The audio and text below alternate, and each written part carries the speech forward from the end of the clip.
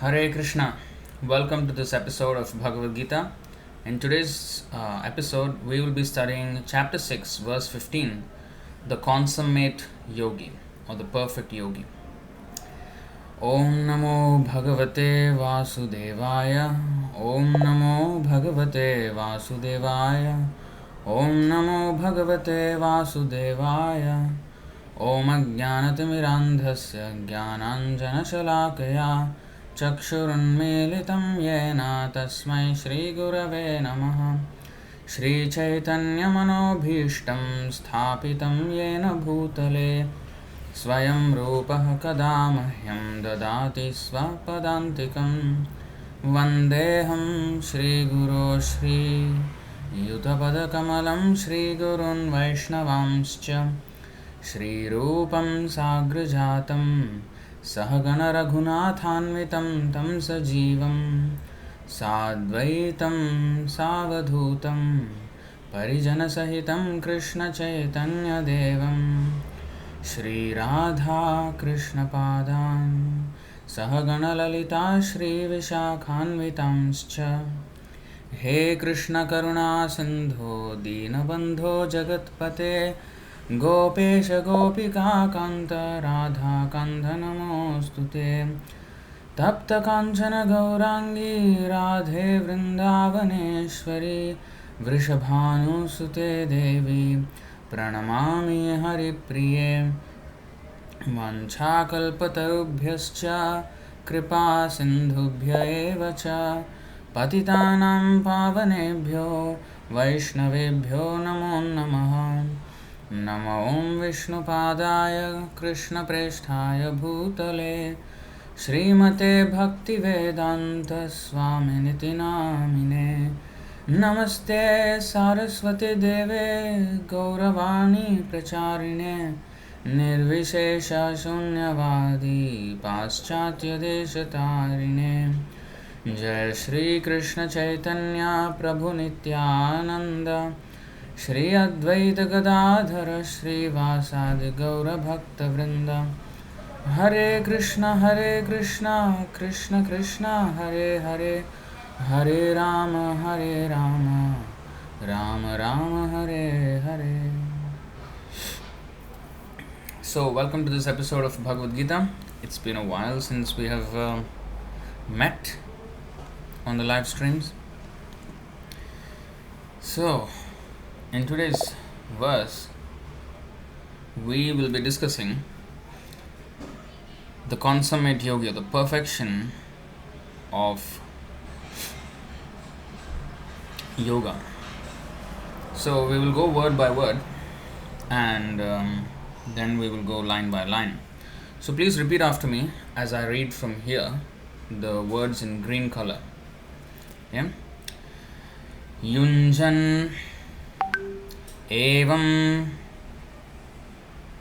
सदा आत्मानं योगी नियत मानसः शांतिं निर्वाण परमां मत संस्थां अधिगच्छति। So please repeat after me line by line. युञ्जन्नेवं सदात्मानं योगी नियतमानसः शान्तिं निर्वाणपरमां मत्संस्थामधिगच्छति। युञ्जन्नेवं सदात्मानं योगी नियतमानसः शान्तिं निर्वाणपरमां मत्संस्थामधिगच्छति। Yunjan, practicing, evam, as mentioned above, sada, constantly, atmanam, body, mind and soul, yogi, the mystic transcendentalist, niyata manasaha, with a regulated mind, shantim, peace, nirvana paramam, cessation of material existence, mat samstham, the spiritual sky, the kingdom of God, adhigachati, does attain. Translation and purport by His Divine Grace A.C. Bhaktivedanta Swami Srila Prabhupada Ki Jai. Translation. Thus practicing constant control of the body, mind and activities, the mystic transcendentalist, his mind regulated, attains to the kingdom of God or the abode of Krishna by cessation of material existence. Purport.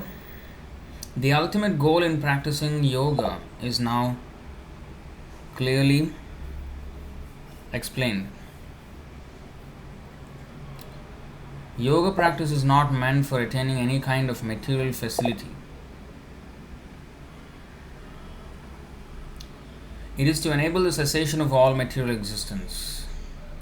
One who seeks an improvement in health or aspires after material perfection is no yogi, according to Bhagavad Gita. So here we can understand the ultimate goal of practicing yoga. One who aspires after material perfection or who seeks an improvement in health is not a yogi. Nor does cessation of material existence entail one's entering into the void, which is only a myth. Because of course the impersonalists, they consider that to stop all material activities, nirvana, in fact the word is used here in today's verse, nirvana, shantim nirvana paramam. How can you have shanti, peace, when you're dead? They say rest in peace. When one is dead, there's no peace. It's finished. If something is dead, how can he have still feelings? If you are peaceful means you're still alive to feel that peacefulness. How can you rest in peace? So this is rubbish. So to feel peaceful, you have to be alive to have that feeling. So this nirvana does not mean that we stop everything void, become dead. That is then how we can have shantim. Shantim means peace. That means you still exist and you still have the functions of thinking, feeling and willing, and in that feeling function you will feel the peacefulness. That means we still maintain our individuality. So it is not simply the void like the Buddhists and the Mayavadis. They think that perfection, nirvana means, the Buddhists say that we reach the void, we become void. No, we don't become void. In fact, we become full of life. It's like Prabhupada gave the example. A diseased man, he may be active, like he may go to the bathroom, he can eat with with a lot of difficulty, he can go to the toilet with a lot of difficulty, or he does everything with a lot of difficulty. But he's still active in a very weakened condition. But when he's healthy, he will be active, like he will be dancing, jumping, playing. So that is healthy life. So that means healthy life is more active than the diseased life. So now we are in a diseased condition, this material existence, and here we are active. We are always active. But actually, compared to our real freedom, our spiritual freedom, the activity that we can perform in our pure spiritual state, this is very, very dull in comparison. This is like that diseased man who is trying to eat with a lot of difficulty. It is true. To get just a morsel of food, we have to work so hard here. With a lot of difficulty we are eating. Whereas if you see Krishna's pastimes, they are eating very nicely. Krishna and his cowherd boyfriends, they all sit around and then they eat nicely. So many foodstuffs. Bhaktivinoda Thakur wrote a song also about all the foodstuffs that Krishna eats. Many, many varieties. If we think of eating all those varieties, we'll get diabetes, we'll get cholesterol, we'll get all kinds of things. heart attack. That is also another difficulty. After you have earned so much money, you cannot eat according to your earning also. If you earn $1 million, not that you can eat 1 ton of food every day. No, you still are eating the same thing. And then if you eat more, you will get another problem. So, here everything is with difficulty. We cannot do everything unrestrictedly. That unrestricted happiness, full of activity, health, full of spiritual health, that is in the abode of Krishna. So the Shantim Nirvana Paramam means that, not this void. That is as good as death, as good as suicide. So the Buddhists say, they say void, and then that's why they are called Shunyavadi. Shunya means zero. They want to make everything zero. And it's Mayavadis, they also actually want to make everything zero, but they call it light. And then go there and do nothing. And they think they merge with the Lord, and the individuality is finished. So that is also an illusion. And this is also an illusion that yoga is meant for so-called improvement of health and what?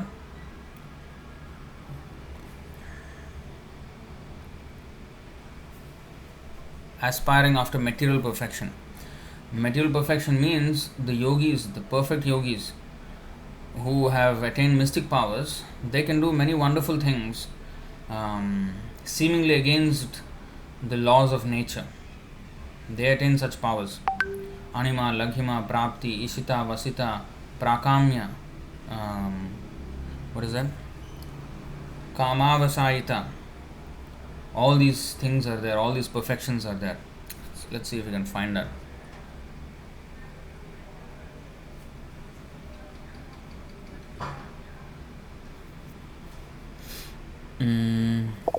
Yeah, Bhakti, what is it? Brahma Samhita, Bhaktisiddhanta Saraswati Thakur. Here, Ashtabhehi Siddhibhehi. 5.5 of Brahma Samhita. Ashtabhehi means 8. Siddhibhehi means the mystic perfections. What are they? Anima, Laghima, Prapti, Prakamya, Mahima, Ishitva, Vashitva, and Kamavasayita. So, there are so many like this material perfections. Although this is one of the achievements of yogic practice, still that is not perfect. Oh, that is Ashtasiddhi, you are calling it, 8 perfections. How can you say it is not perfect? He is so perfect that he can manipulate the laws of nature. Still not perfect. Because see, how much freedom you can get if you can manipulate the laws of nature. Like Vishwamitra, he just created a planet just by his will. Kardamuni created a plane just by his will. So, many yogis have done wonderful things. And in fact, the Kauravas were born not by ordinary birth.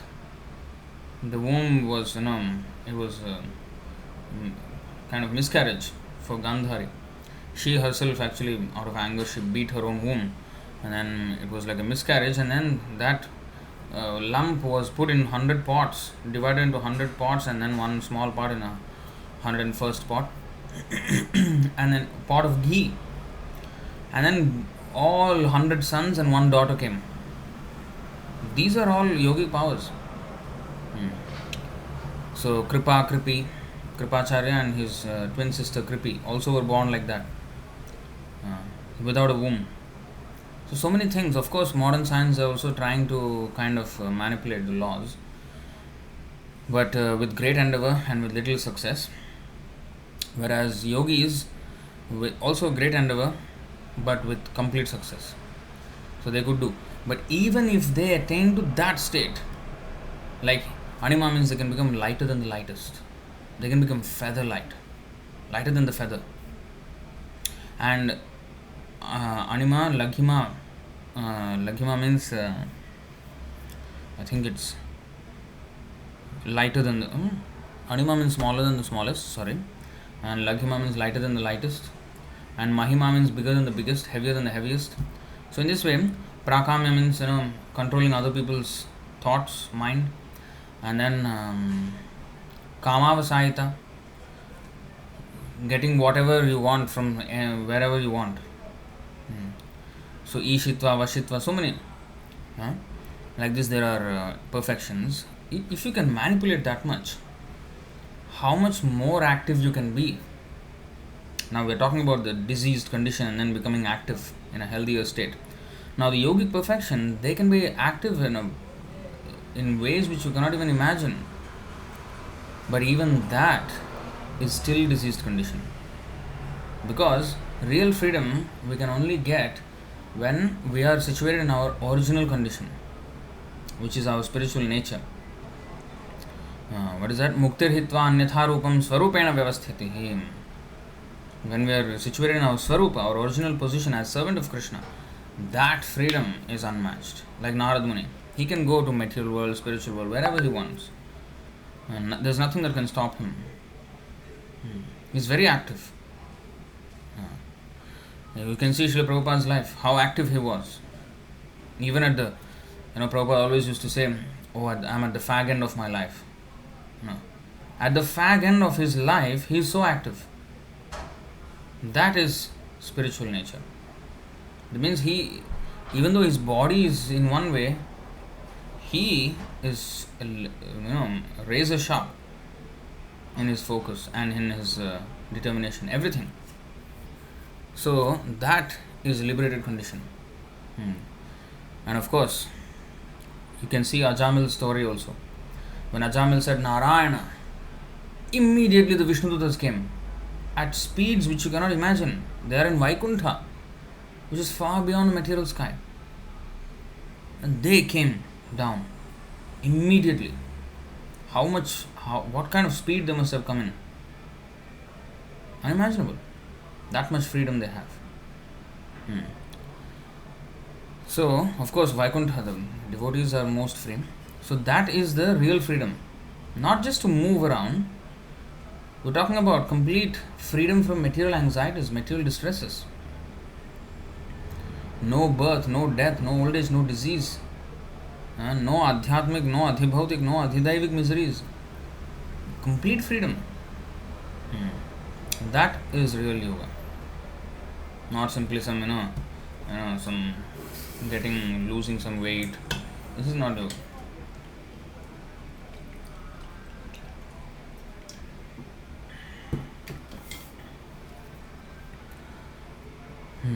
There is no void anywhere within the creation of the Lord. This is an important statement. You know what I just read today morning? Elon Musk has given a statement. He said, I am really worried about the sustainability of Earth. He said like this, that the population increase the increase in population is a big matter of big concern. So there are too many human beings on Earth. So we need to colonize Mars. He said this. He said Mars is in need of humans.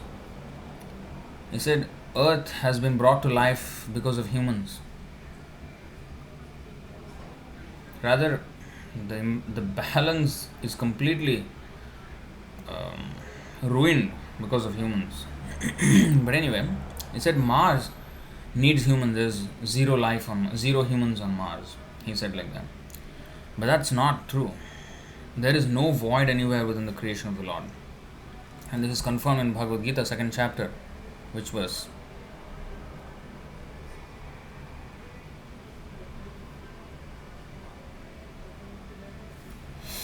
(224) अच्छेद्योयम मदाह्योयम अक्लेद्यो शोष्य एव च नित्यः सर्वगतः स्थाणुर अचलोयम सनातनः. Yes, Dimitri Prabhu got it. 224. Sarvagatah sthanur. So Sarvagatah means all pervading. There is not a single millimeter of space where the living entities are not occupying. So Mars is actually full of life. Full of life. This is our claim. So how much, whatever these scientists say, We understand that every single planet is full of life. They have not even seen anything. They are hallucinating big time. Hmm? So there is no void anywhere within the creation of the Lord. I mean, just imagine for a second that this earth is so congested with life, and the rest of the entire space, with all its multitude of planets, are almost completely devoid of any signs of life. You think that's even possible? These people, this is the problem. They want to see life as they see on Earth. It's not going to be like that.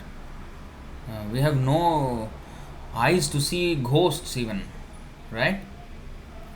Many people don't. I mean, most of the people don't see ghosts. Very few. Sometimes they have some sightings of ghosts. So ghosts are already subtle body. Higher than the humans are the ghosts. Higher than the ghosts are the Gandharvas, the Kinnaras, the Charanas. And then there are Asuras, then there are Devatas. Devatas are so subtle. You think you can just find them like that? We can't even see ghosts who are roaming on this planet. And they say, oh, nothing is there in this planet, that planet. I mean, they're too proud of their senses. They think that with their senses they can see everything. Anyway, so moving on. There is no void anywhere within the creation of the Lord.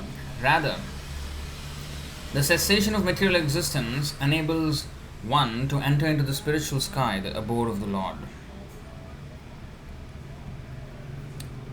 See, that is the real cessation of material existence. That means cessation of diseased life, or stoppage of diseased life. Now it is the beginning of healthy life. So that means it enables one to enter into the spiritual sky, the abode of the Lord. The abode of the Lord is also clearly described in the Bhagavad Gita as that place where there is no need of sun, moon, or electricity.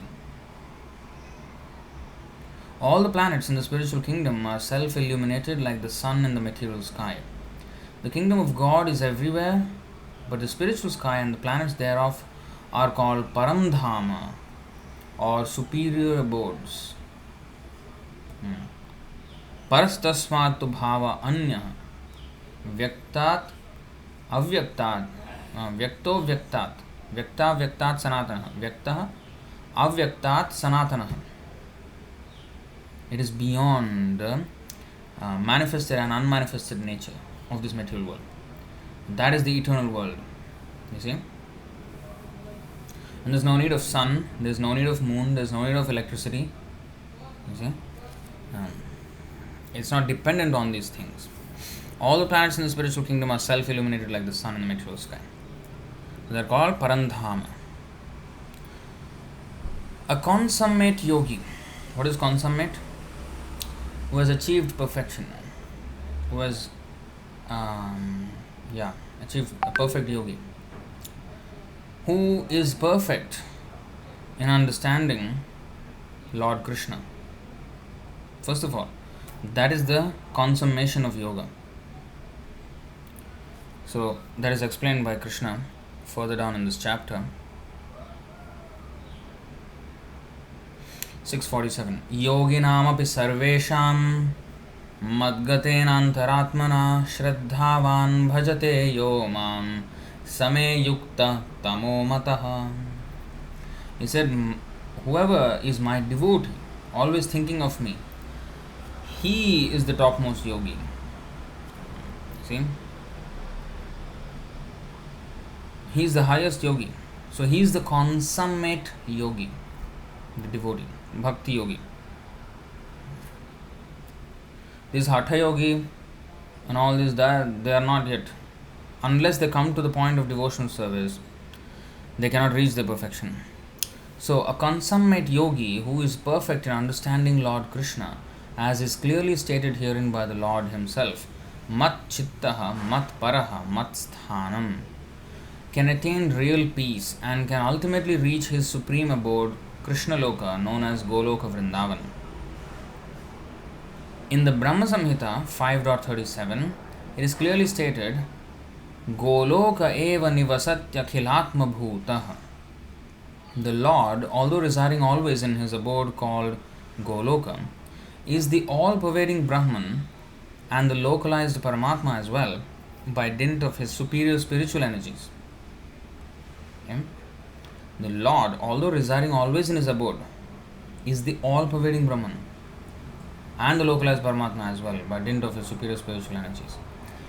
So, if he is in one place, if we are in one place, we cannot be in another place. Now, with this live stream that we're doing, it appears that I am in one place in Singapore, but then you are all watching from different places, different countries. Dimitri Prabhu from Russia, many are from India, some are from Singapore, some maybe Malaysia, some Philippines. So it appears that I am everywhere or at all these places at the same time, but actually it's a crude way of doing that, of existing in simultaneously in many places, but I am not aware of those things that are happening there where you are watching it, this live stream. Whereas in Krishna's case, he actually knows what is going on there. So we have a very imperfect version of that with this live stream thing. You see? So I don't know what is going on in your part of this live stream, in your home or in your temple or wherever you are. But Krishna, he is at one place in Golok Vrindavan. At the same time, he is in every single heart, he is in every single atom, and he knows everything perfectly, directly and indirectly. He knows everything. Nobody can beat that. They're trying. They are trying with all kinds of surveillance systems, with cameras, with apps, with data, with big data. They are trying to have. In fact, data is very valuable for governments, and governments are in fact, to an extent, jealous of these social media apps. Because they have so much data of people. Not only, you see, government, what kind of data will government have? Your IC number, your identity number, your passport number, your date of birth, name, father's name, mother's name, a little bit like that. But these social media apps, they know what you like, what you don't like, what you would like to watch, what you don't like to watch, what you like to shop, what you don't want to shop, or which kind of people would you like to associate, what you want to associate with. These kinds of subtle information are not even there for them, to the governments. So the amount of data that these social media apps have, it attracts envy of the governments also. But Krishna, his big data is unmatched. We are talking about, sometimes we especially with the social media and everything, we talk about privacy, but if we really understand that the Lord is watching every single thought of ours and every single action, every single word, then there's actually no privacy. There's no privacy. There's no such thing as privacy. With the Lord, at least, So he knows everything.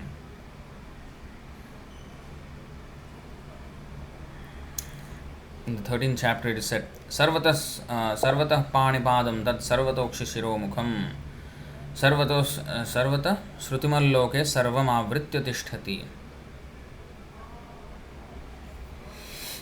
Everywhere are his hands and legs, his eyes, heads and faces, and he has ears everywhere.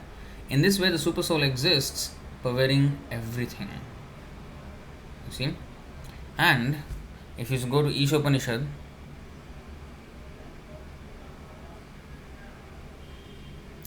4th and 5th verses, if you see, Anejadekam manaso javiyo nainadevapnuvan purvamarshat tadhavatonyanatyeti tishtat तस्मिन्नपो मातरिश्वा दधाति अनेजत fixed ekam manasah than the mind javiyah more swift na etat not the supreme lord. So if you see the whole translation, although fixed in his abode goloka eva nivasatya akhilatma bhutah, that same thing is here mentioned in the Ishopanishad. So in this confirms that the Shruti, which Ishopanishad is part of the Shruti and Brahma Samhita is Smriti. So there is perfect what is this called? What is that word? They are congruent to each other.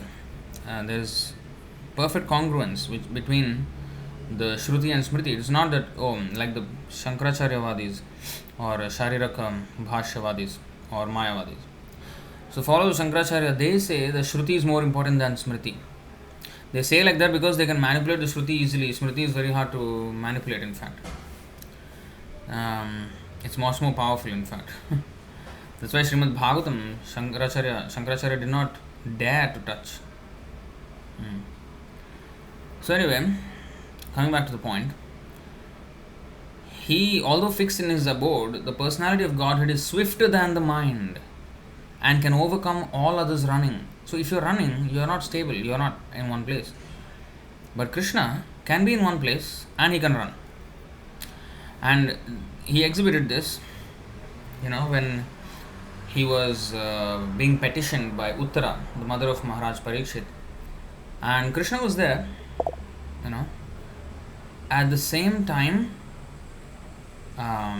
he went into the womb of the Uttara. It's not that Krishna disappeared and went into the womb of Uttara. No. He's there and at the same time he went into the womb of Uttara. Vijay Sharma Prabhu is saying complementary. Not complementary. There's another word. I use the word congruence. There's another word.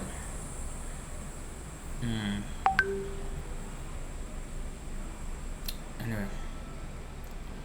So you get the point. So they are always saying the same thing. It's not that completely inconsistent. Yeah, consistent. They are consistent with each other. So the powerful demigods cannot approach him. It is said here. Powerful demigods cannot approach him. Although in one place he controls those who supply the air and rain, he surpasses all in excellence. So you see, the air synchronized, consistent. Yeah, consistent is the word I was looking for. So this is the position of the Supreme Lord. He, you see, like air and rain, the air, how much movement the air is doing. Like there are thunderstorms, there is so much movement, see? And winds, when there's a typhoon, I think those who are in Philippines, they will know. It's a typhoon country. So when there's a typhoon, the winds blow at 200 kilometers an hour, 250 kilometers an hour, or even more. And earthquake, how much movement is there? But these are all nothing compared to the movement of the Lord. And He is the one controlling all these movements, staying in one place. And not only these earthquakes and winds, but even the planets.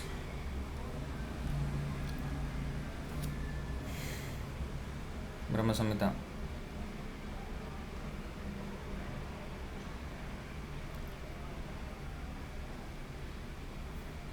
यच्चक्षुरेश Savita सकलग्रहाणां राजा समस्तसुरमूर्तिरशेषतेजाः यस्याज्ञया भ्रमति संभृतकालचक्रो गोविन्दमादिपुरुषं तमहं भजामि.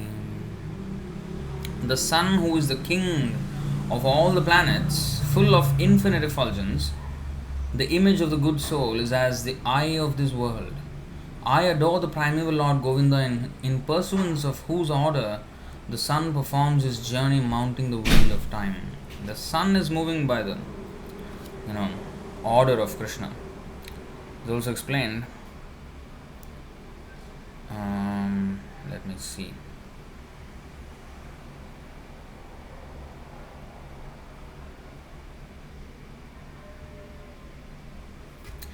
मद्भयात् वाति वातोऽयं सूर्यस्तपति मद्भयात् वर्षतीन्द्रो दहत्यग्निर्मृत्युश्चरति मद्भयात्. It is because of my supremacy that the wind blows out of fear of me. The sun shines out of fear of me. And the Lord of the clouds, Indra, sends forth showers out of fear of me. Fire burns out of fear of me. And death goes about taking its toll out of fear of me. So, in this way we can see the influence of the Lord everywhere. When the winds are blowing, we can remember the Lord. When the sun is shining, we can see that the will of the Lord is acting, and that's why the sun is forced to shine. We say the laws of nature. Law means like gravity, for example. A thing falls down on the ground. On whose order is it happening like that? Who created that law? Nature also cannot disobey that law. You see? So, that is happening because of fear of Krishna. So, Krishna's influence. And fire burns out of fear of him. If fire is burning,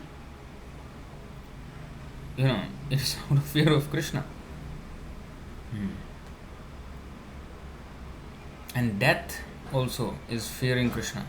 When somebody dies, that means it's sanctioned by Krishna. So you see how much he is controlling.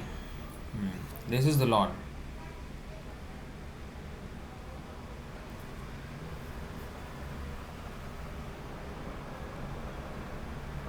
The Lord, although residing always in his abode called Goloka, is the all-pervading Brahman and the localized Paramatma as well by dint of his superior spiritual energies.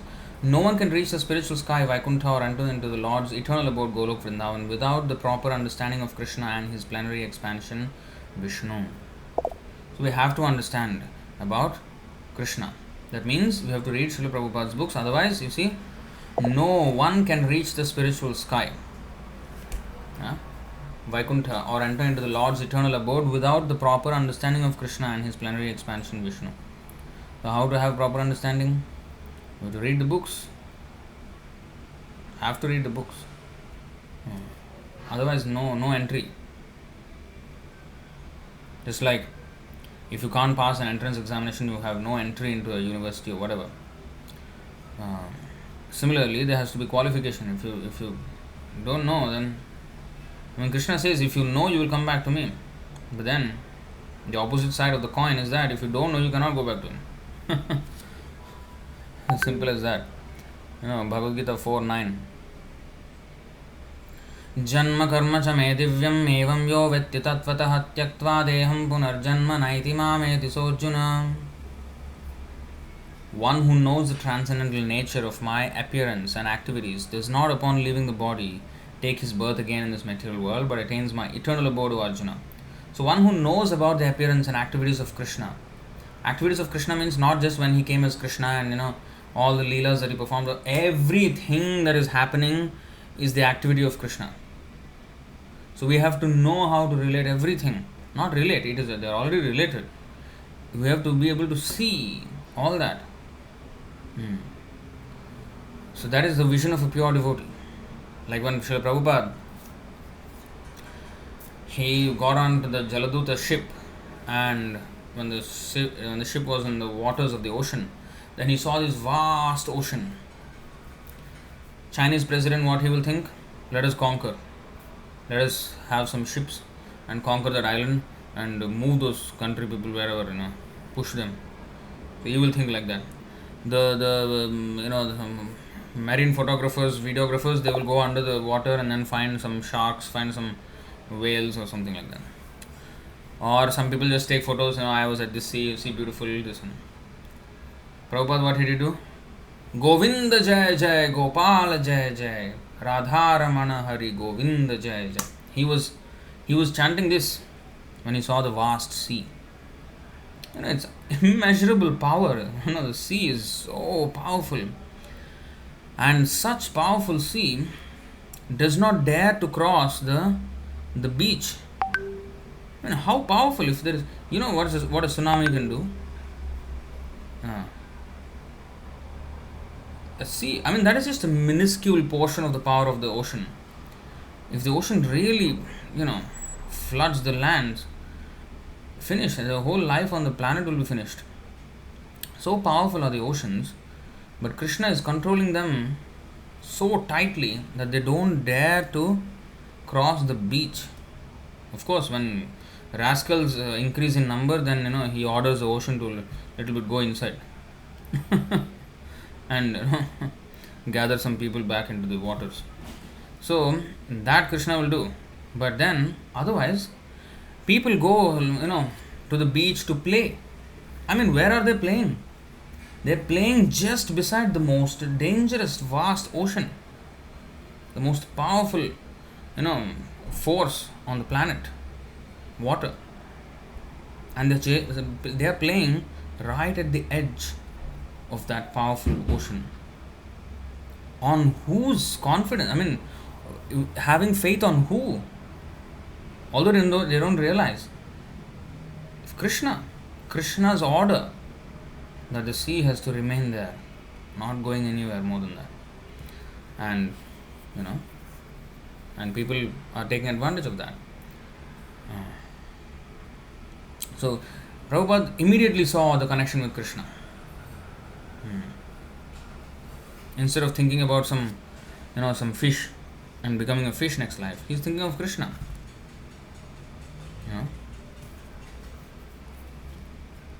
So here he says, one who knows my appearance and activities upon leaving the body does not take his birth again in this material world. On the other hand, it only means, although it is not explicitly stated here, those who do not know his appearance and transcendental activities, they, upon leaving the body, they are not going anywhere. They will remain in the material world. Access denied, entry denied into the spiritual world. Therefore, we have to read Srila Prabhupada's books. We will understand sufficiently about Krishna by reading Prabhupada's books. There is enough knowledge. So, coming back to the point, coming back to the purport here. Therefore, a person working in Krishna consciousness is the perfect yogi because his mind is always absorbed in Krishna's activities. Savai manah Krishna padara vindayoho. In the Vedas also, Shvetashvatara Upanishad 3.8, we learn Tameva vidhitvati mrityumeti. One can overcome the path of birth and death only by understanding the Supreme Personality of Godhead, Krishna. Tam means here Krishna. Eva viditva atimrityumeti.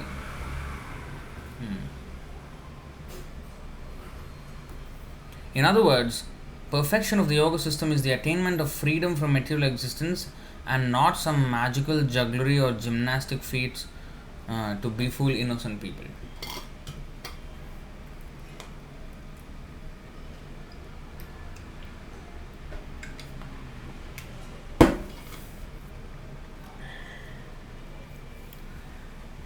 So that is perfect yogi. So Yunjan, he's always practicing. What he's practicing? This 11 to 14 verses. What is that? We'll read again. To practice yoga, one should go to a secluded place and should lay kusha grass on the ground and then cover it with a deer skin and a soft cloth. The seat should neither be too high nor too low and should be situated in a sacred place. The yogi should then sit on it very firmly and practice yoga to purify the heart by controlling his mind, senses and activities and fixing the mind on one point. Then one should, matchittaha, matparaha, and in today's verse, matsamstham. See? So, one should hold one's body, neck and head erect in a straight line and stare steadily at the tip of the nose. Thus, with an unagitated, subdued mind, devoid of fear, completely free from sex life, one should meditate upon me within the heart and make me the ultimate goal of life.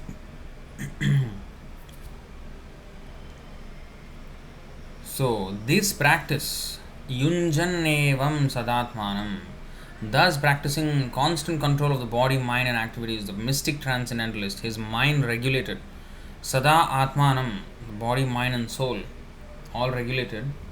The yogi, mystic transcendentalist, niyata manasa, with a regulated mind, niyata, niyama, yama, niyama. The first two items of Ashtanga Yoga. Yama niyama, rules and regulations. Rules means what should be done, and niyama means, or regulation means, what should not be done, what should be avoided, what are prohibited. So rules and regulations. So niyata manasaha, with a regulated mind. That means not unrestricted sense gratification, because this tapasya will enable us to taste the unlimited happiness of spiritual existence. That is confirmed in the 5th canto of Srimad Bhagavatam. We will go there. 551.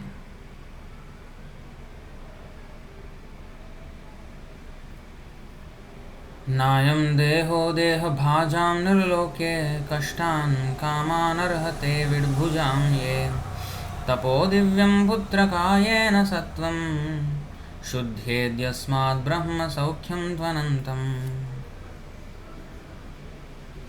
Especially you see, tapo divyam putrakayena sattvam shuddhyet yasmad brahma saukhyam dvanantam.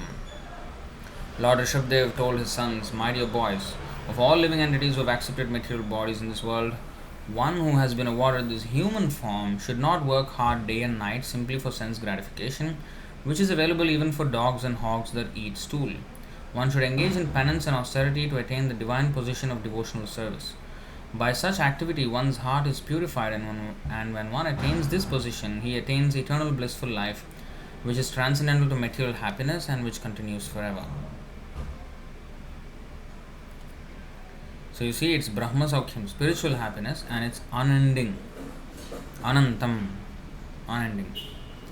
For that, we must regulate. What is that? Tapa, austerities and penances. Divyam, for the sake of Krishna, not material penances. Because everything needs penance, austerity. Even if you have to become a bodybuilder, you have to do a lot of tapasya. You have to train every day very hard, and you have to have a very strict regimen of diet, all these things. So all that is also tapasya, but that is mundane tapasya. That is not tapo divyam.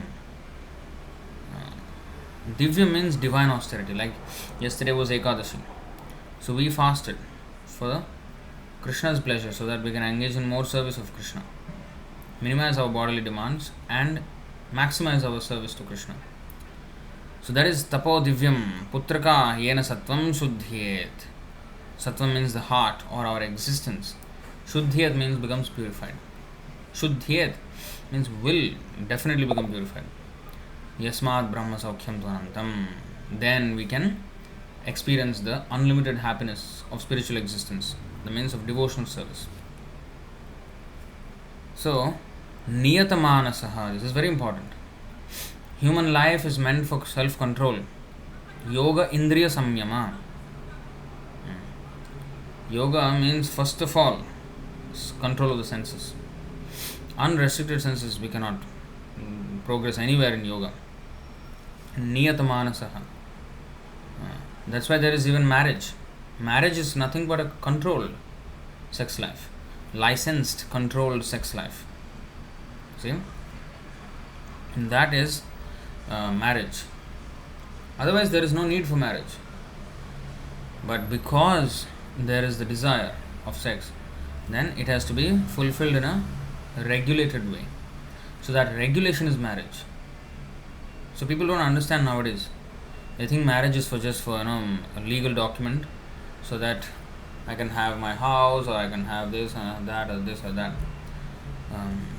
That's all they think what marriage is.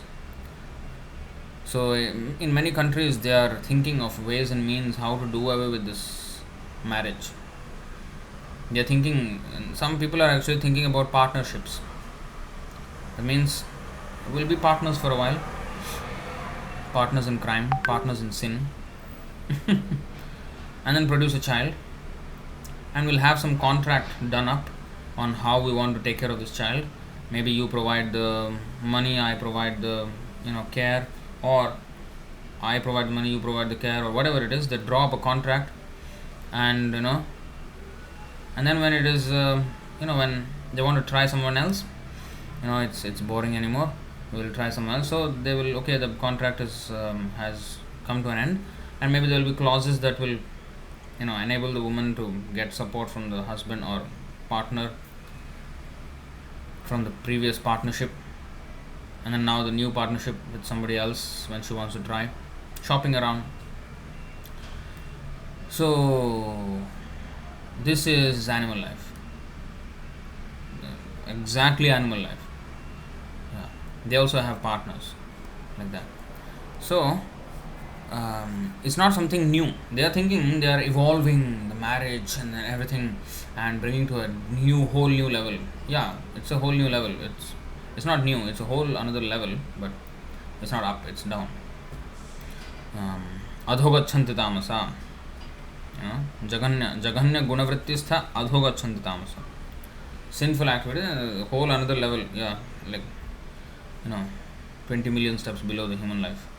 So there is where it happens like this. So niyata manasa, human life has to be regulated. That's why there are so many regulations for humans. Sometimes people don't understand why these regulations are all old stigmas, like old, remnants of barbaric past. No, it's not. Because they don't understand the spiritual significance of these regulations. If you don't regulate, then there will be no more time for spiritual life. You'll be preoccupied with all kinds of materialism. So the whole idea of these regulations is that so we can have minimum of material maintenance, but then the maximum time can be taken out for spiritual advancement. That is the whole plan for humanity that the Vedas provide. That is the context in which marriage or any kind of regulation, tapasya, austerity comes. Shantim nirvana paramam. We have already touched upon this topic. So nirvana means cessation of material existence, and shantim, peace. So we don't rest in peace, but we actually become highly active in peace. When we are peaceful, we can be much more productive, right? Even ordinarily, if we are disturbed in the mind, then we can't do any topic that any task that we are given or we are wanting to do. We cannot even do. Our mind is not there. But if our mind is peaceful, then we can achieve much more, right? So similarly, for a person who is shantim, nirvana param, why will he stop everything? No, he will engage fully. Full occupation. Why? Why stop? Mat samstham adhigacchati. The spiritual sky or the platform, samstha. His association, the kingdom of God, mat samstham adhigacchati, he attains. If he practices like this constantly, with a regulated mind, with a regulated senses, shamo damo tapas shaucham kshantirarjavam evacha jnanam vijnanam astikyam brahmakarma swabhavajam. The Brahmana's life is all about this control. Some people try to control without Krishna consciousness. See, our control comes from higher taste. But without higher taste, what happens? You see, this is what happens.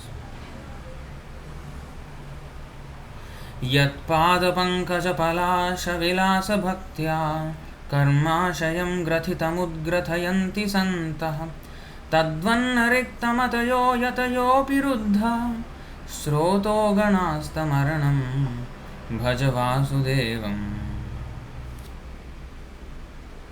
The devotees who are always engaged in the service of the toes of the lotus feet of the Lord can very easily overcome hard-knotted desires for fruitive activities. Because this is very difficult, the non-devotees, the jnanis and yogis, although trying to stop the waves of sense gratification, cannot do so. Therefore, you are advised to engage in the devotional service of Krishna, the son of Vasudeva. So those who are not devotees, they cannot be peaceful because they cannot stop the waves of sense gratification. And that's why in the Chaitanya Charitamrita it is said, Krishna Bhakta Nishkam Ataeva Shanta Bhukti Mukti Siddhi Kami Sakaliya Shanta. Krishna Bhakta Nishkam Ataeva Shanta. So Shantim Nirvana Paramam means that Shanti only one kind of person can have, devotee. Krishna Bhakta Nishkam Ataeva Shanta.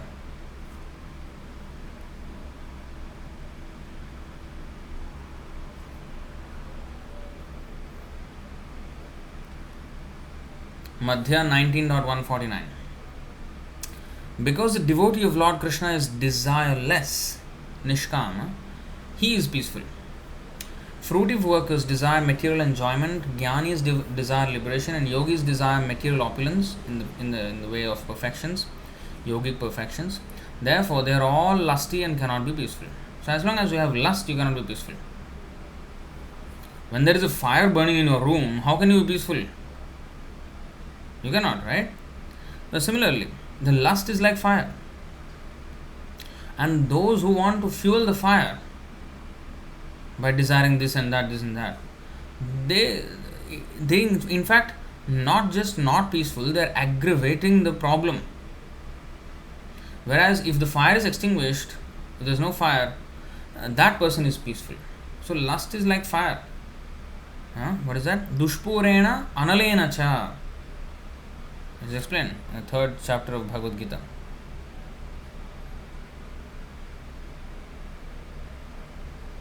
.339, I guess. Yeah. Avritam jnanam etena jnanino nityavairina kamarupena kaunteya dushpurena analena cha. Dushpurena analena cha. Thus the wise living entity's pure consciousness becomes covered by his eternal enemy in the form of lust, which is never satisfied and which burns like fire. See, this is lust. In fact, there is another verse also. Nanmagni pramadanama ghritam kumbha. What is that? Nanmagni pramadanama ghritam kumbha.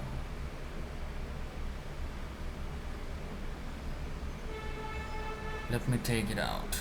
9:19:17, I guess. No, I think 7:12:9. 7:12:9.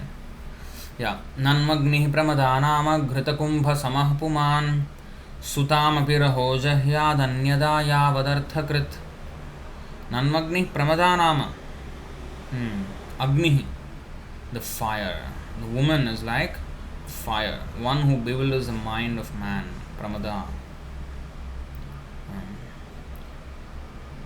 Nama, the very name. Ghritakumbha, a pot of butter. Ghrita means actually ghee.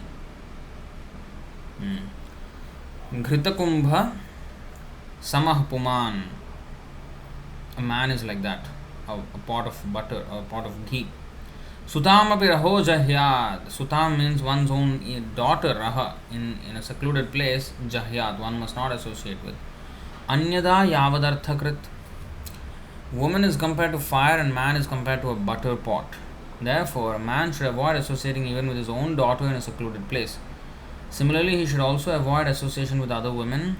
One should associate with women only for important business and not otherwise. So this is fire again, lust. Why one should not associate with women closely? Because it's fire. Is there an injunction that you go near fire, please stay near the fire? No, stay away from fire. Safety, right? So here also is a safety instruction. Stay away from it, you will burn. So his lust is like that. Dushpurena analena cha. So one whose kama is completely, kama means not only sex but also all kinds of desires, selfish desires, whether it be material kind of fruitive results, or whether it be liberation, or whether it be the mystic perfections of yoga. All of them are kami. They are all kamis. Only Nishkama is Krishna Bhakta and he is Shanta.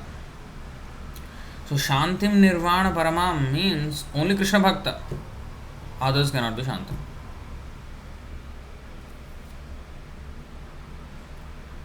You see, peace formula. Shantim. How can we get peace? Shantim. Nirvana Parama. How can we get Shanti? Krishna says in Bhagavad Gita 5:29. भोक्तारं यज्ञतपसां सर्वलोकमहेश्वरं सुहृदं सर्वभूतानां ज्ञात्वा मां शान्तिमृच्छति. A person in full consciousness of me, knowing me to be the ultimate beneficiary of all sacrifices and austerities, the supreme lord of all planets and demigods, and the benefactor and well-wisher of all living entities, attains peace from the pangs of material misery. So who attains peace? A devotee, because only a devotee will accept, will acknowledge that Krishna is the only owner of everything. Nirmama, nirahankara, samadukha, sukha, kshami. So a devotee, he is nirmama. He does not claim proprietorship over anything. But he knows that everything belongs to the Lord. He knows the proprietorship of everything. And that is the Lord. Ishavassamidam sarvam. Here also Sarvaloka Maheshwaram. Bhoktaram Yajnatapasam. He is the beneficiary of all sacrifices and austerities. Not we or not anybody else. People want to do for family, people want to do for country, people want to do for their own community, their own race, their own religion. But this here, this is for Krishna. So he is the beneficiary of all sacrifices and austerities, the supreme lord of all planets and demigods, and the benefactor and well-wisher of all living entities. What does that mean? So Krishna is the well-wisher. What does a well-wisher do? What does a well-wisher do? He gives the best advice. And if I accept him as my well-wisher, that means I must take his advice.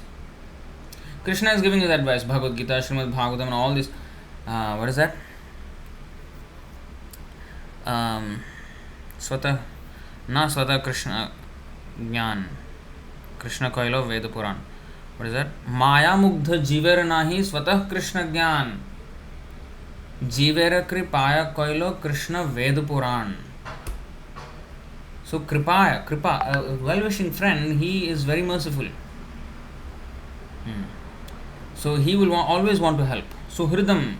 In fact, for friend there are many words in Sanskrit. Mitra, Sakha, Bandhu, Suhrit. In many words are there. But Suhrit is the best friend. He is the most well-wishing friend. So devotees of Krishna and Krishna himself, they are the most well-wishing friends. Prabhupada used to always write his letters to his disciples, your ever well-wisher. Suhridam. Hrida means heart. Suhrida means good heart. It means he has a good feeling in the heart for the other person. It's not just external, it's coming from the heart. What does that mean, coming from the heart? That means, first of all, he understands what is really beneficial, and he will try, despite all trials and tribulations, he will try to help. That is for the sake of, in the case of a devotee. But the Lord also is Suhrit. He is also always helping us. He really wants our welfare. That's why he has come to enact pastimes and speak the Bhagavad Gita. These are all for us. So if we accept Krishna as our friend, best friend, that means if we read his books, if I say, yes, Krishna is my best friend, but I don't read Bhagavad Gita, that means I am lying.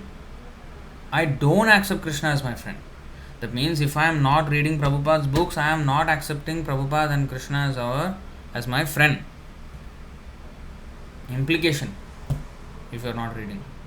That means we are agreeing to the fact that I am not accepting Krishna as my best friend. I am having conversations with everybody else but Krishna. I mean, when we are saying yes to one thing, we are saying no to another thing. Even though we don't explicitly state it, that's what we will mean it. Right? So if I am saying no to something, I am saying yes to something. If I am saying yes to something, I am saying no to something. So if I say yes to my friends, no, I do not say that Krishna is not my friend, I do not disrespect the book. If I did not disrespect the book, then I should read the book. If I am not reading the book, I am disrespecting the book. Yeah.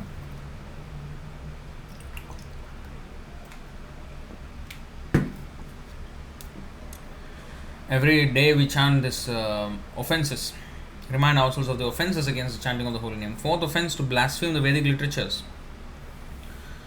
or literatures and persons of the Vedic version. So, part of blasphemy is not to read them. Not to read them is blasphemy. Because how dare we, that when somebody as exalted as the Supreme Personality himself, there's nobody exalted than him, more exalted than him, he himself is speaking, and how dare we turn away from that and hear something else? Where is our respect? So is that not blasphemy?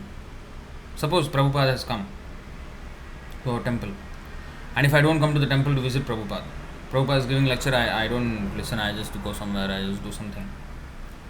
Is there respect? Is it proper? No. Similarly, Krishna is there with us now here, and he is speaking, but we are turning our face somewhere else. TikTok, Instagram, Facebook, YouTube.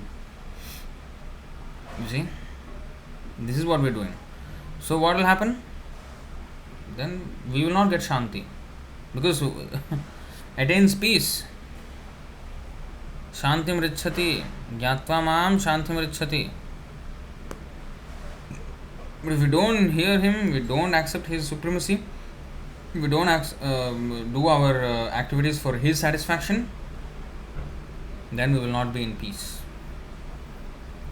Shantim nirvana paramam. So it all boils down to reading Srila Prabhupada's books, and of course chanting Hare Krishna and following all the instructions. Reading Prabhupada's books means all the instructions are there and we have to follow. You see?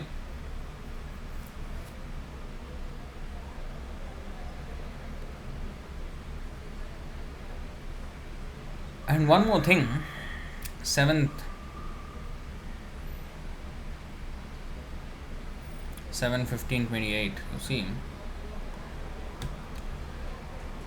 suppose a person is a yogi, but he does not come to the point of bhakta of Krishna. Shadvarga samyamaikantaah sarvan niyamachodanaah tadanta yadino yogan avaheyuh shramavahaah. Ritualistic ceremonies, regulative principles, austerities, and the practice of yoga are all meant to control the senses and mind. But even after one is able to control the senses and mind, if he does not come to the point of meditation upon the Supreme Lord, all such activities are simply labor and frustration. Now we have a nice quote from Rajakishore Prabhu here, 9:19:14. As supplying butter to a fire does not diminish the fire but instead increases it more and more, the endeavor to stop lusty desires by continual enjoyment can never be successful. In fact, one must voluntarily cease from material desires. 9:19:14.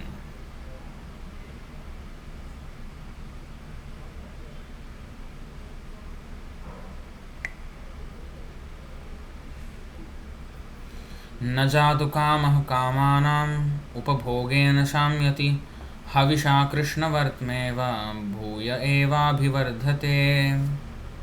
As supplying butter to a fire does not diminish the fire but instead increases it in more and more, the endeavor to stop lusty desires by continual enjoyment can never be successful. In fact, one must voluntarily cease from material desires. So, fire, we cannot play with it. So if we give up or if we don't acknowledge devotion to Krishna, then all our endeavors will be a waste of time. That is stated in many places in the Bhagavatam. So going back to today's verse, I think the last line, Mat samstham adhigacchati. Krishna promises here that those who practice this constantly without fail, then he will certainly attain the kingdom of God. Mat samstham adhigacchati.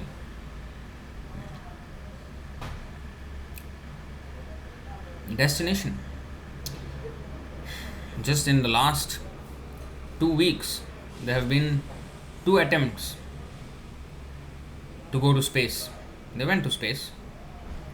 One was Richard Branson, 2 millionaires, multi-billionaires. Richard Branson and Jeff Bezos from Amazon. Both of them went into space for a few minutes and came back. And it was viewed by millions and millions of people all over the world, broadcasted everywhere.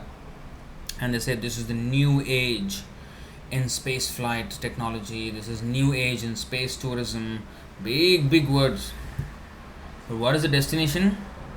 Back to the same airport where they got, where they started from. Back to the same airport, not even a different airport, same airport. In a normal flight, at least you take off from one airport and land in another airport. Here they are going to land on the same airport.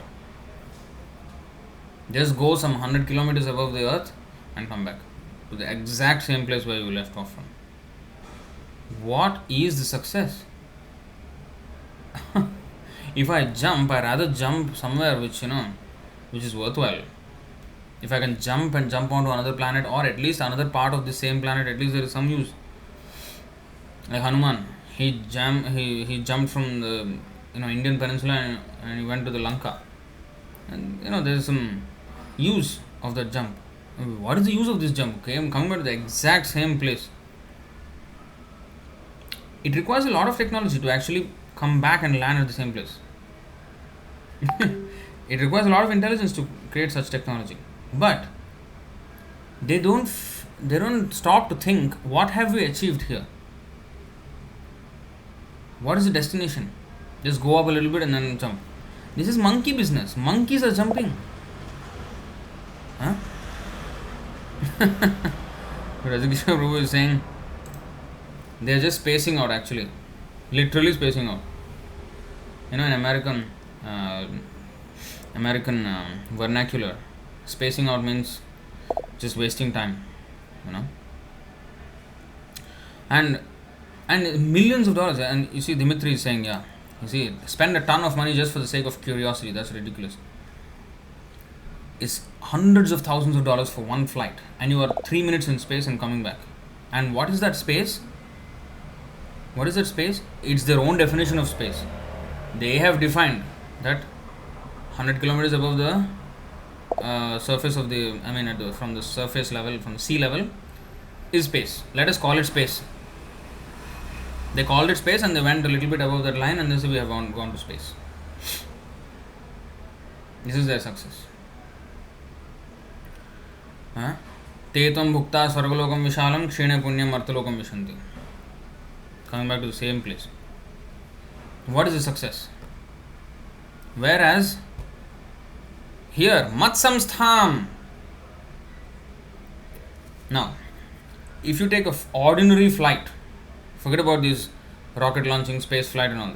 Ordinary flight, you will start from one city and land in at least another city. At least there is some movement. Still not worth it because it is in the same planet. The same miseries are going to be in that city also. More advanced travelers, they go to different planets and land on those planets. That is even more fruitful journey. But then how fruitful? Not much, because they're going to come back again. And even that planet where they have reached also, there is going to be the same problems: birth, death, old age, disease. They're not going to be escaping from that. So, and moreover, the conditions in those planets are way different from here, so actually it will be very difficult to live there.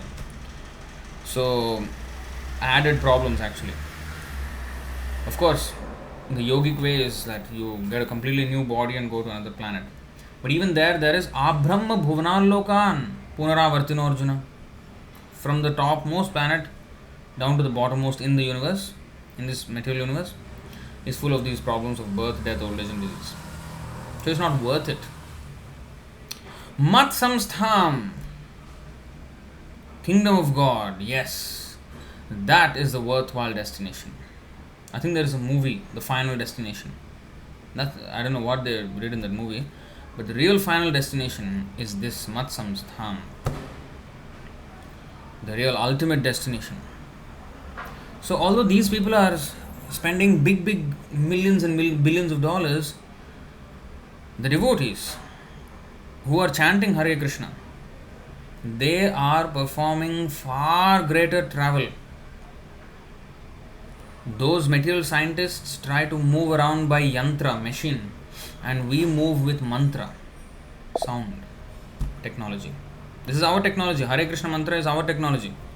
We, there is this link to the video, mantra versus yantra, Vedic versus modern science.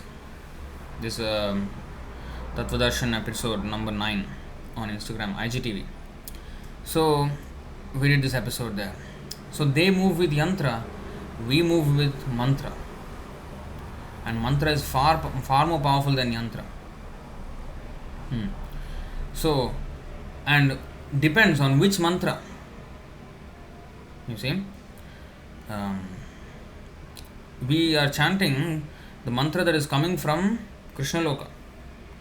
Golokera Premadhana Harinam Sankirtana. Golokera Premadhana Harinam. So this Harinam has descended from the Golok Vrindavan in the form of this congregational chanting. So when we catch the rope of the Harinam, then we can be lifted up all the way there. This is our mode of travel. We don't need this, blast off, take off. We don't need all that. Peacefully we will go. Shantim, Nirvana Paramam. This life will be peacefully, we will be preparing. And the next, just after this death, launch immediately to the spiritual sky, to the spiritual planet. And that is a worthwhile destination. So, what the scientists are doing with this travel, we are actually doing far better than them. People think we are hallucinating. Come on, these guys are highly delusional. They're sitting in one place and talking like they're the biggest scientists. But actually we are. And we can prove it. What is the use of your jumping to high 100 kilometers above and then coming back? It reminds me of that, joke, when you spit into the sky, it will go high and it will fall back onto the face, So it is something like that, We're just going so high and falling exactly at the same place. I mean, we should really consider what is the benefit from this. What is the benefit? Moving so fast, or moving at three times the speed of sound, and this. I mean, so many things they're advertising of because of the space tourism thing. But what is the achievement after all that? The birds are doing that for ages, for millions of years. The birds have been doing that. Fly very, very high in the sky, and they come down. What are we even achieving? So real yoga means mat samstham adhigacchati. We have to know that ours is the greatest activity. And although there is so much hype around these insignificant activities, we have to know, we just can't be, devotee means he should know that he can't be just carried away by the hype. Oh, they are doing big things. We are just, chanting, we are just simple people chanting Hare Krishna and, yeah, our process is simple. But our program is very grand. So grand that these scientists have absolutely zero clue of what we are doing. It will take them millions of years to even come to the point of beginning to understand what we are doing. They are that far back actually. And because the rest of the people of the world are also so far back, they will of course glorify them. But we can't be, carried away. Oh yeah, they're doing big things. Oh, great technology, this, that. Technology can be appreciated if it can be used in Krishna's service. Yeah, then we can do service faster. Like printing press came and Prabhupada, printed so many millions of books. So, I mean, the audio recording technology came, and then he recorded so many things, so many conversations. In fact, his book writing also he did with transcribing, with the audio dictaphone. So, technology was used. It's only worthwhile when it is used in Krishna's service. Otherwise, it's just complete waste of time. So, this is a consummate yogi, a perfect yogi, who completely controls his senses and doesn't waste. Like now, you see how much to make these space tourism, how much effort of how many people has to go into creating a system where it can go 100 kilometers above the earth and then come back safely. How much energy is used? How much time of how many humans was used? If all those humans can spend that time chanting the Hare Krishna mantra, they will go far higher. But you see how their human life is wasted in whimsical attempts at useless things, absolutely useless thing they're doing. But they give it so much value. They think they give they provide so much value. But zero value. Zero. You're landing exactly at the same place. Few minutes later, that too. That's it. That's all it's going to be. Some rubbish. And then there are hundreds of thousands of dollars for one ticket. Just imagine. In this way, people are wasting life. So, I'll stop it right there and take any questions. Let's see what questions we have. I think Vrajagishore answered this. Virat Raj has asked, Prabhu, how to stop nightfall? It happens without any thought. So Vrajagishore has given the answer. Stop eating too much at night, especially any sour foodstuffs and also sweets. And also keep the mind engaged in Krishna conscious throughout the day. Yeah, that's the answer basically.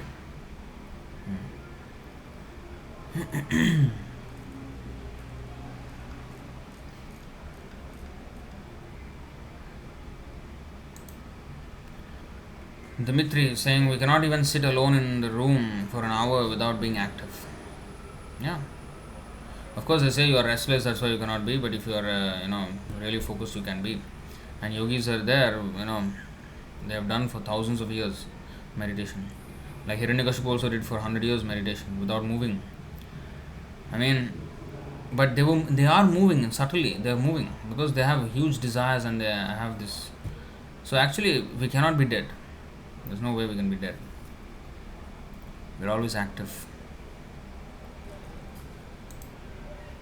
Anandani Mata is asking, Adhibhautik means. This is basic. You should be knowing by now. Adhyatmik means Adhyatmik misery, Adhyatmik klesha. These are three types of klesha. Tapatraya. Tapa means suffering, Traya means three types of suffering. The Trishul of Durga piercing the heart of Mahishasura. Mahishasura Mardini. So, that Asura is we. We are Asuras. Whoever is against Krishna, they are Asuras. So, for such Asuras, he will pierce their heart with this Trishul of Tapatraya. What is that? Their heart will be tormented by miseries caused by Adhyatmik, by their own self, doing something stupid or, wasting time and wasting human life. So, caused by our own self. Adhibhautik means Bhuta, means living entities.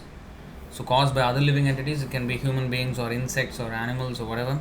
Or a tree may just fall down and then we die, anything. Like recently, just 2 days ago, there was a case in Singapore, where it is the first time ever in Singapore, where one schoolboy, 16-year-old, he killed another 13-year-old in a school. He axed him to death just for no reason. I mean, he apparently he had some mental condition or what. Then he was just he bought an axe online, and then he went um, in the toilet. His mission was whoever comes first into the toilet when he's there, he will just axe him to death. And the poor 13-year-old boy died, hacked in so many places in the body. Died on the spot. Horrible. So, adhibhautik. No, for no reason. And mind you, this Kali Yuga, these kinds of no reason adhibhautik and these things will increase more and more. In America, every time there is a shooting, some crazy fellow will come out with a gun and then spray the bullets, and few guys will be dead. So these kind of things are happening. Terrorism or bullying, anything. Misery is caused by other living entities. And adhidaivik, misery is caused by the devatas, supernatural powers. Like too much rain, earthquake, no rain, climate change. These are all way beyond our control. Of course, they are within our control. But when the forces of nature release, then we will be just buried under the sand. So,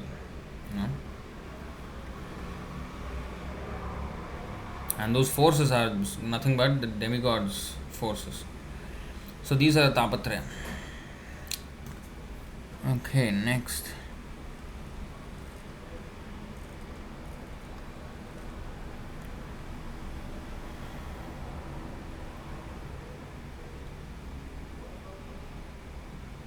Krishna Dori is saying, out of fear of the primeval Lord Govinda, all the demigods carry out their various functions and devotional services, otherwise there's pure havoc. Yeah, there'll be no order. So next is big comment. Big comments are always by Dhiradas. If someone is greedy for money, greedy for possessions, then people say he's competitive and he's ambitious. People give different fancy names and they cover up the fact that he's greedy. If he's angry, then the word used is he's passionate. If somebody is very proud, then he has self-respect, he has self-esteem. So these qualities are all wonderfully sugar-coated and glorified in this world. Very well said. Very, very well said. And on the other hand, if someone is humble, then people say he has inferiority complex. If someone is tolerant and forgiving, then he is considered as weak. So how to rectify the situation? So the Prabhupada said there has to be a complete overhaul of the system. So people, they don't know. I mean, these are all vanity, It's true that they give these big names, and it's a self-love. Nowadays is a big word. Self-love. Love yourself. You're great. You can do anything. You're a master. They say actually these things. They have a mantra. Some people, motivational speakers, actually, really, I'm not even joking. They really have mantra. Like we have Hare Krishna, Hare Krishna. Every morning we chant Hare Krishna. When they wake up, the morning they chant this. You are beautiful. You are powerful. You can do anything. There's none that can stop you. You are the most magnanimous. You are the most powerful. You are the most. You can do everything that you want. You are the super achiever. There are actually people who are, preaching like this. Rascal motivational speakers. Basically thinking that I am God. Why not say just one word? No, I am God. That's what they are wanting to do. This is their mantra. And they call it self-love. Oh, you love yourself.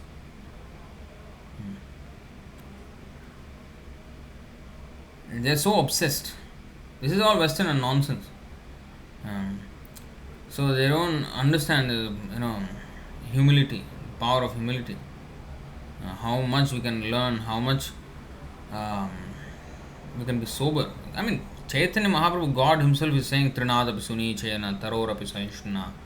Amanina manadena kirtaniya sadahari. One will become extremely strong spiritually if he is humble, because then he can weather any storm. Like the grass, humbler than the grass. Like the grass, when there is a storm, it will just bend. And when the storm is gone, it will just stand up again. But the tall coconut tree, he will snap. The first thing to snap is a coconut tree in a storm. So because it's tall and standing tall, proud, snapped first thing. So we can weather any storm, because if we have to chant Hare Krishna always, then we have to be in a peaceful state of mind. Prerequisite. And that is even stated in Bhagavad Gita.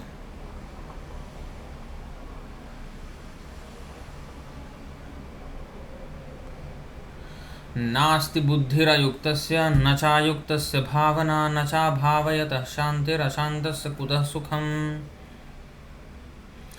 Na asti buddhir ayuktasya. Those who are not connected in devotional service to Krishna, nasti buddhi, they have no intelligence.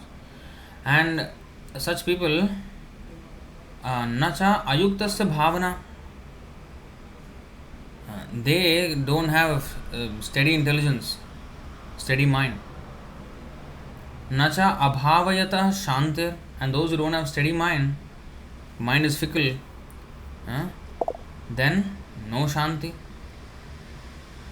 And if they are not peaceful, shanti, ashantasya kutah sukham, where is the happiness for such a person who is not peaceful? So you have to be peaceful in order to be able to peacefully chant. Prabhu, but death is not peaceful. No, you have to chant at the unpeaceful time, which is not, very, very troublesome time. The thing is this: if one is Krishna conscious, he is peaceful at the time of death. That's why he will be able to chant. The reason why we forget chanting is because we will not be peaceful. That's the reason why we forget Krishna. If we are peaceful, then it's easy to chant. That's why when we are alive and well, we have to prepare. And every reverse or every difficult situation that comes, we have to accept it as a mercy of Krishna. Because death is going to be far more challenging than all the situations that we would face in life. Right? So, these are just practice tests for the real test of death. So every test comes, we have to be thankful to Krishna. Thank you for providing this test. And now is the time that I should remember Krishna. Then yes, I can think of Krishna at the time of death. There is a possibility of thinking of Krishna at the time of death, chanting Hare Krishna. So you will become spiritually very strong, you become humble. Krishna, spiritual strength is by chanting, and chanting can be done. Kirtanya sadahari can be done if we are trinada pisunichena, amanina manadena. So these things are necessary. Okay, next.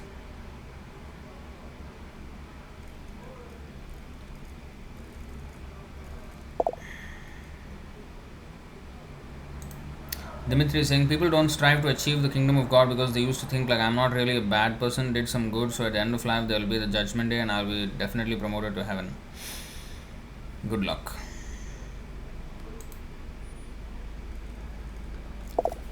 First of all, they don't know what is good, what is bad. First of all, know what is good and what is bad. When will be the next AMA session? Because I have questions, but they're not on today's topic. Good question. Actually, it was supposed to be on this Monday, but we were a little busy and we could not do it. So I need to do a makeup class for that. And I can only think of 2 weeks later. 2 weeks later. Or at least next Thursday or something like that. I have to fit in somewhere. I will see, I will announce. Anyway, in the meantime, you keep reading Prabhupada's books, you will also find the answer there. In fact, I never had an AMA session. Of course, many times we asked Sundagopal Prabhu, but so many other times when we read the books, the answers were there. So many times. So read Prabhupada's books, there also we will have a lot of answers. Every answer is there actually. In fact, our AMA session is just showing the answers from Prabhupada's books. That's the whole point. The screen is here right beside me is only because of this. Answers are all here. See?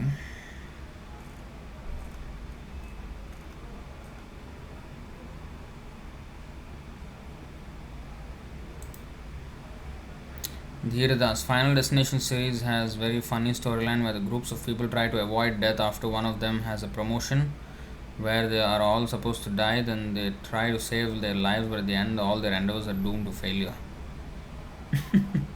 That doesn't look like Final Destination, that's a failure's destination.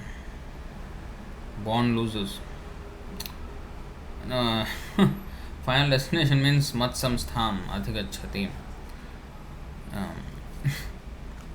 Doomed to failure. Here is a complete success and there is a failure. That is their final destination. I mean, their destination may be there, but our destination no. Yeah, you see, 11, 23, 18, 19. All these qualities, although undesirable, people ascribe value to them. Let's see what are those qualities.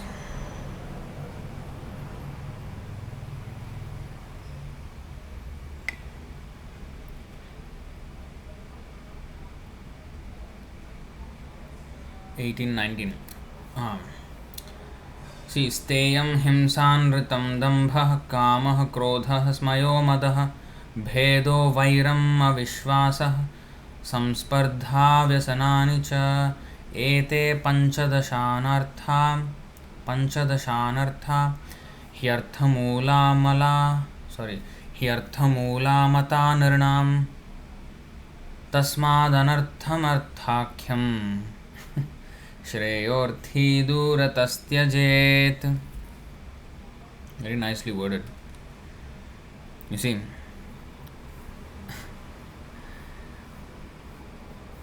ete panchadasha anartha hi arthamula matanirnam tasmad anartham arthakyam shreyorthi duratastyajet. Very nice. Theft, violence, speaking lies, duplicity, lust, anger, perplexity, pride, quarreling, enmity, faithlessness, envy, and the dangers caused by women, gambling, and intoxication are the 15 undesirable qualities that contaminate men because of greed for wealth. Although these qualities are undesirable, men falsely ascribe value to them. They give different names and make it sound very hi-fi and very, advanced. They're actually not talking any sense, but they present it in a way that as if they're talking a lot of sense. Although these qualities are undesirable, men falsely ascribe value to them. One desiring to achieve the real benefit of life should therefore remain aloof from undesirable material wealth. Now, when people ascribe value to something, we should not be carried away by that. If we are getting carried away by that, that means we are not hearing enough from Srila Prabhupada. Because if we do hear, then we will see the futility of such endeavors.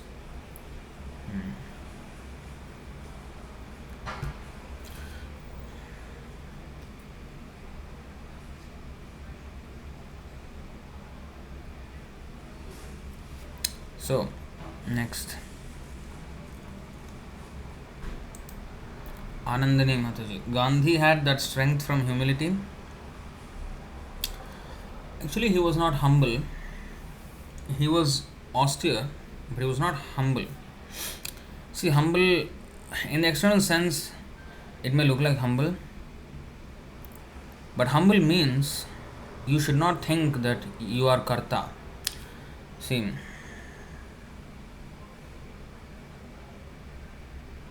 ahankara means lack of humility.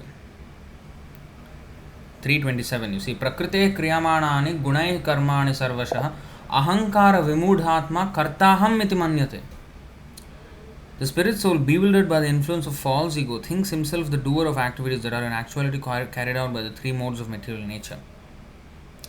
See, karta aham. Karta means I am the doer. Now he was thinking he is the father of India, he has to set India right and he has to guide India to freedom and beyond. So he was trying to he was thinking that if he was not there, India will not be there. But he went away, but India is still there. So this karta, that is ahankara. Where is the humility? Humility means to accept the will of Krishna and to submit to Krishna. But if Krishna is saying something that you surrender unto me, and if I don't surrender, where is my humility? Where is my humility? Just a show of little cloth on the body, sleeping on the floor or what, I don't know. All these things are not real humility. Humility means to accept that I am a servant of the servant of the servant of Krishna. That's it. That means I must first of all obey. Obedience to a guru. He does not even have a guru. Where humility will come from? Humility comes from the brahmachari life, when he goes under the care of the guru and he performs menial service. Acharan dasavan nicha. Like a slave, he works under the guru. Very, very hard life. But that is how humility. And he begs alms from other people. And when he begs, sometimes people are not nice. And they will hurl very abusive words. He has to tolerate all that. So there is humility for Krishna. But if I defy the order of Krishna, like Tapo Divyam, you have to do austerity for me. I am the beneficiary, Krishna says. But if he does for the country, then where is the humility? He is disobeying. So for ordinary man, he may look like a humble fellow, but if you see from the spiritual point of view, no. He thinks he is the biggest karta. Or the whole India depends on me. I am the doer. I am the freedom fighter for India. With peace, I will conquer. I will get freedom. Of course, British did not really succumb to his peace. They succumbed to the force of that. Who is that? That Bengali, Subhash Chandra Bose. So anyway, whatever it is, that karta aham feeling. Subhash Chandra Bose also is in the same boat, in another way, because he is also thinking he is karta.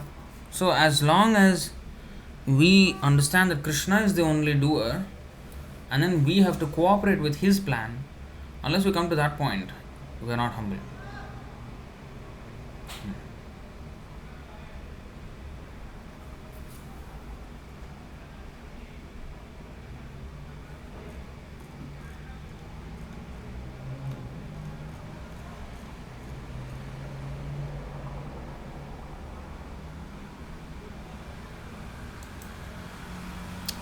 Dimitri is saying, here in Russia there's a famous senior devotee from ISKCON who chants the mantra, I wish everyone happiness. That is exactly what they're singing in their lectures for hours in front of the audience. Complete rubbish. Sometimes he chants Hare Krishna in his own ridiculous way. Hare Krishna ha, Hare Ramo ho. Hare Krishna ha, Hare Ramo ho. My goodness. What kind of nonsense is that?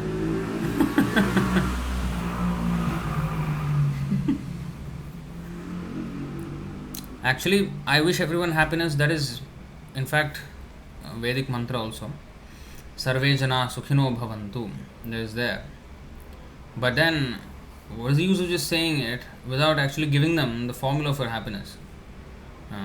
That should be the underlying motto, but then you have to give the actual method by which that happiness can be done, can be actually given. So that method is by giving Krishna consciousness. That is the only way one can be happy. So if that is not done, then what is the use of,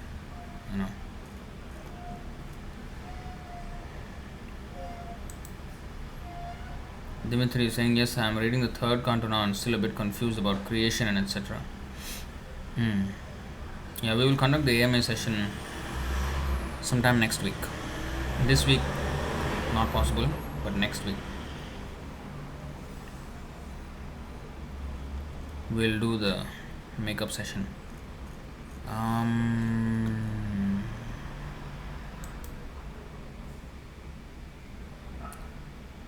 Parshuram Prabhu is asking, Bapu was always supported by two girls and someone asked him, will...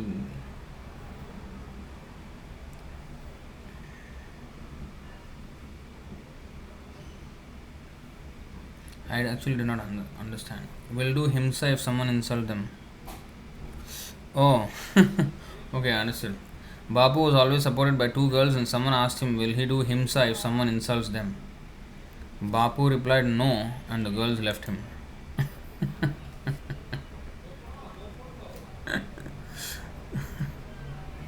At least they were that much intelligent. He's not prepared to fight for the girls and they saw what kind of man is this. That's a good one. So, alright. So, any questions and comments on this topic? Any further questions? I mean, if not, we will stop it here. Thank you all very much. We will see again, hopefully on Saturday evening for the Chaitanya Charitamrita class. We have not done that in quite a while. Alright, thank you very much. Hare Krishna, Bhagavad Gita ki jai, Srila Prabhupada ki jai, Ananta Koti Vaishnava Vrind ki jai, Nitai Gaur Premanande, Hari Hari Bol, Hare Krishna.